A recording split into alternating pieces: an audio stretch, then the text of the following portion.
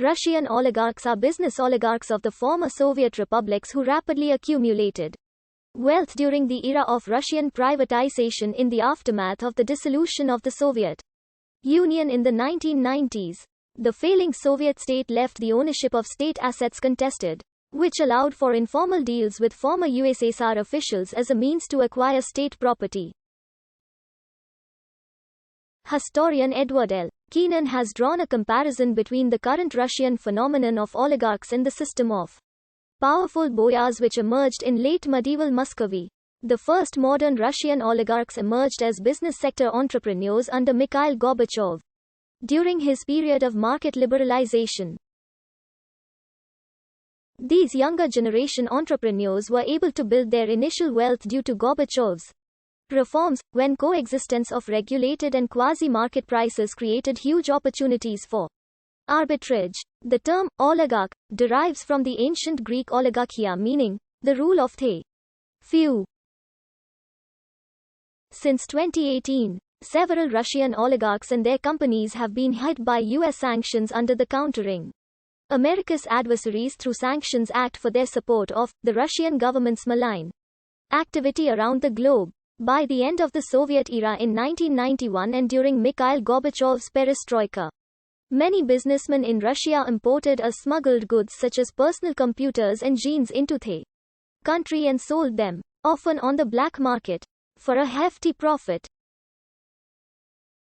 During the 1990s, once Boris Yeltsin became president of Russia in July 1991, the oligarchs emerged as well-connected entrepreneurs who started from nearly nothing and became rich through participation in the market via connections to the corrupt but elected government of Russia during the state's transition to a market-based economy. The so-called voucher privatization program of 1992 to 1994 enabled a handful of young men to become billionaires, specifically by arbitraging the vast difference between old domestic prices for Russian commodities and the prices prevailing on the world market. Because they stashed billions of dollars in private Swiss bank accounts rather than investing in the Russian economy, they were dubbed kleptocrats.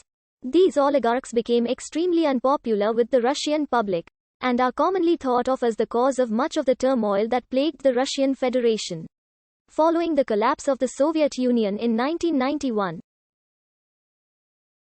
The Guardian described the oligarchs as about as popular with your average Russian as a man idly burning bundles of £50 outside an orphanage.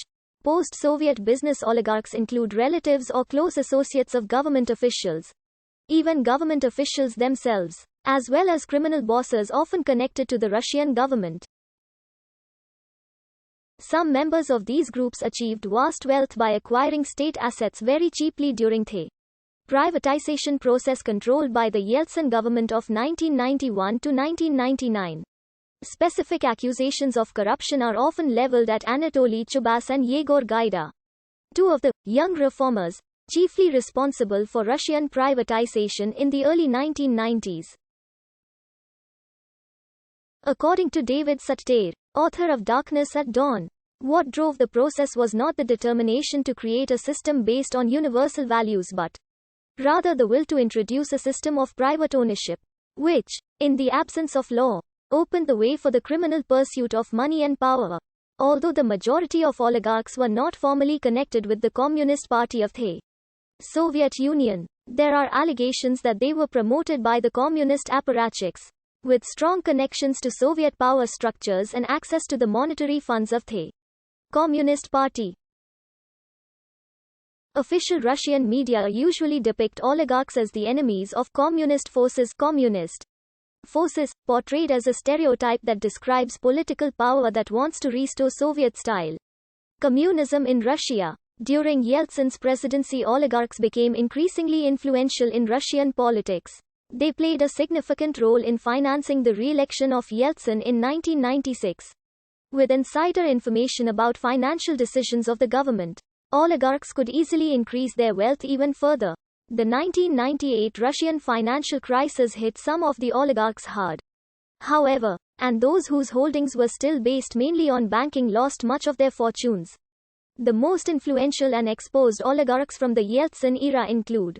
They formed what became known as the Semi-Bankiers China, a small group of business moguls with a great influence on Boris Yeltsin and his political environment. Together they controlled from 50% to 70% of all Russian finances between 1996 and 2000.